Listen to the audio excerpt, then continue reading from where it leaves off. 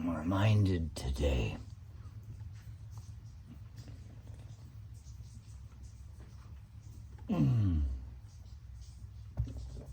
of how I make it a point of telling people I feel sorry for anybody who loves their grandparents, because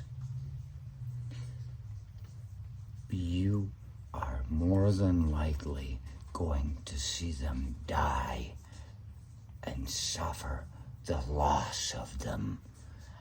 And oh, Grandma, oh, every time I see a Werther's, oh, makes me think of you. I'm reminded again today how lucky I am.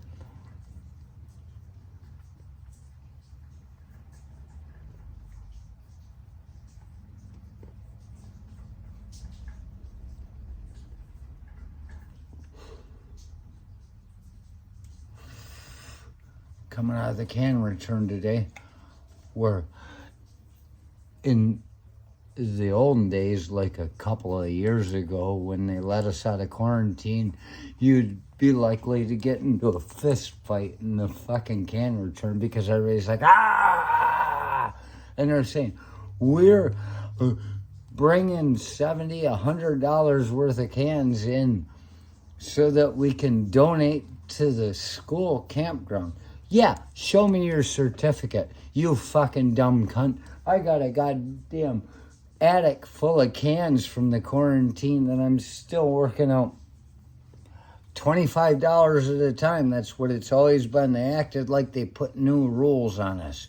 They acted like they put new rules on us. It's always been this. You don't come in with fucking 3 to 7 carts of fucking things and your kids, your 12-year-olds, getting humiliated in front of you while you stand here and tell them, get the fuck out. $25. So I'm coming out. You'd be surprised at how people get offended by that. And if it's a man, they want to fight. I don't know. I'm just talking logic here. Get the fuck out of the way. You're holding me up. I got shit to do, same as you. And you're cheating the system. And you think it's okay. Because the next guy is too. I'm not. I'll do. Courtyard kept by many will be swept by none. I'm going to be the last guy holding the fucking broom.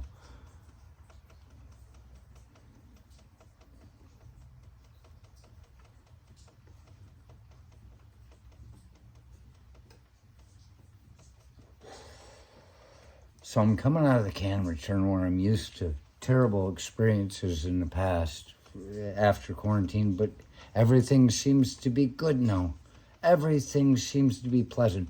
You want to see the flowers bloom? Watch me walk out of the fucking can return, and I see this old woman standing on the side of this cart, an electric cart.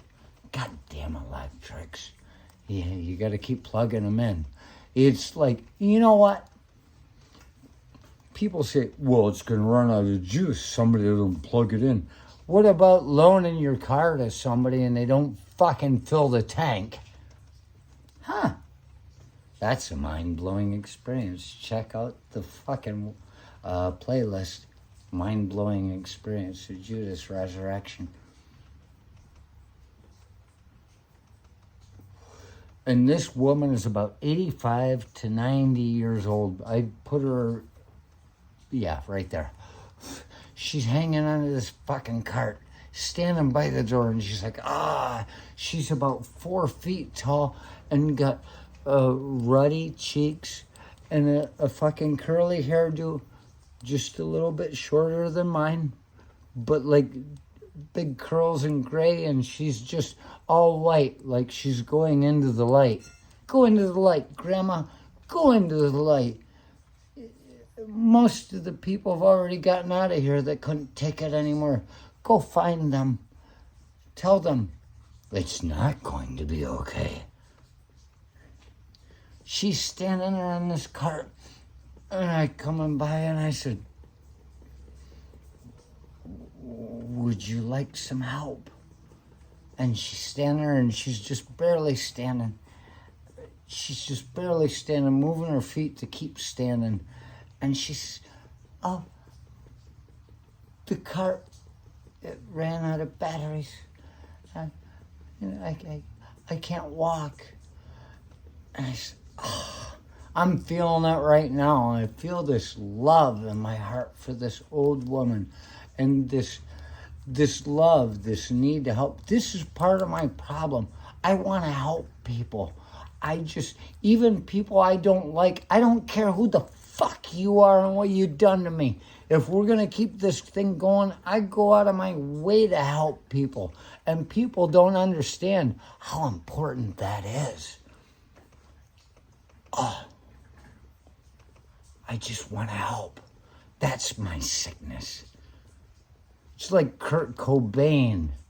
He shot himself in the fucking head. Everybody's like, oh, that... If it had been a bum, he'd have fucking been nobody to them and they wouldn't have cared. But he had something to offer. I have something to offer. And it's part of my illness. I want to help. I mean, it'd be a different fucking thing altogether if my sickness had me jacking off in mailboxes. That changes things. People see you differently.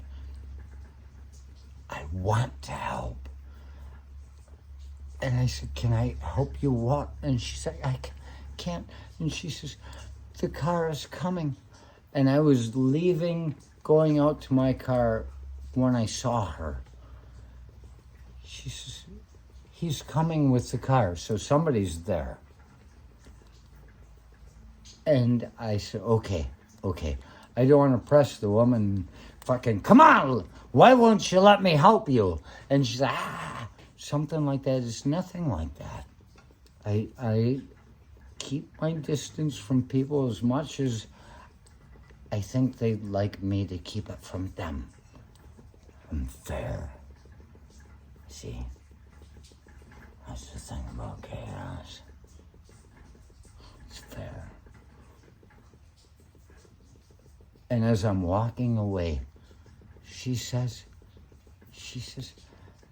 thank you. She never ignored me. She says, as I'm walking away, thank you. Thank you for caring. And I turned to her halfway across the street where I could have gotten run down by a car, and what better last words can you give than this as you're about to get run down by a car? I turned to her and I said, oh. I said, I miss my grandma. And I love you. That's a quote. You got to be nice to people. You got to say what you mean sometimes, because if you don't see what you mean, say what you mean, nobody really understands the depth of who we are together. And I said, I miss my grandma, and I love you. And I turned and I walked away. And as I'm walking away, just as I was saying that over my 3/4 shoulder and still walking, just as I finished saying it, I remember thinking, fuck, I never gave a shit about my grandma.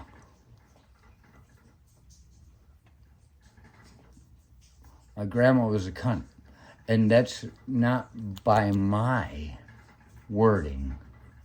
It was my grandpa, another guy that wasn't really my grandpa, that she married because whatever.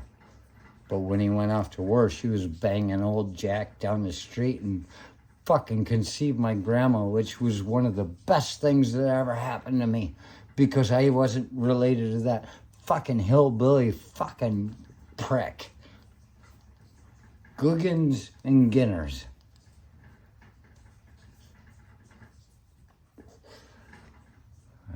let's not forget.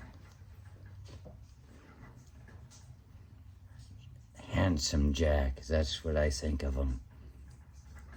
He must have been a good-looking man, because I don't look like any of my fucking cousins from that fucking family. Cigarette went out.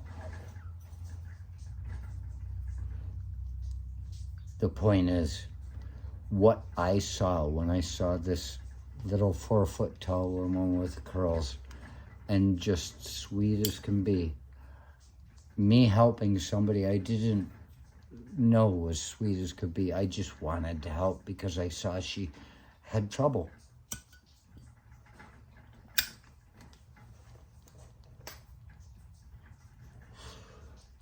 I saw my Aunt Velma.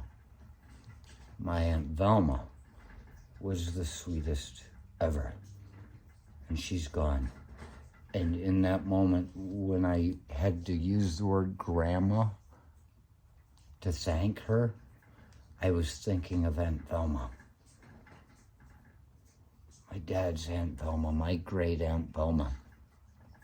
She's gone. And I felt this emotional flood, which is unusual.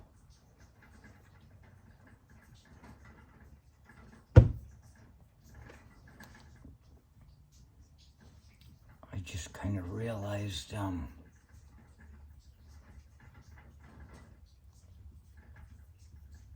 just because you're a grandma doesn't mean you're nice.